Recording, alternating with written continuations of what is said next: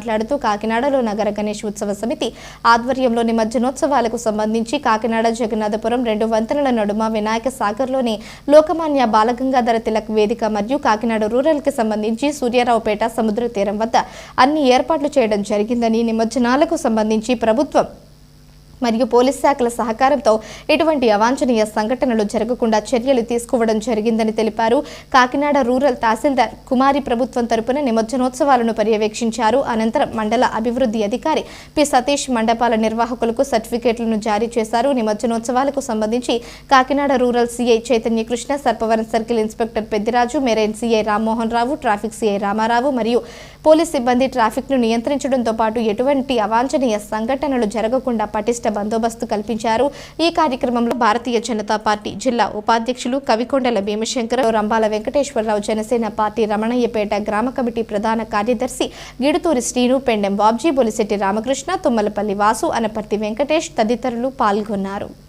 నగర సమితి అధ్యక్షున జరుగుతున్న ఈ కార్యక్రమంలో భారీ ఎత్తున విగ్రహాలు తీసుకొచ్చి నిమజ్జనం చేయడం జరుగుతుంది.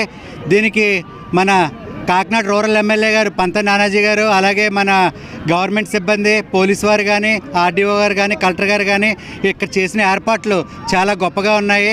అందరూ చాలా ప్రశాంతంగా వచ్చి నిమజ్జనం చేసుకుని వెళ్తున్నారు. ఇటువంటి వాతావరణంలో మంచి కార్యక్రమం జరుగుతుంది. దీనికి చాలామంది నాయకులు పెద్ద ఎత్తున పాల్గొనడం జరుగుతుంది. అందరికీ నమస్కారం.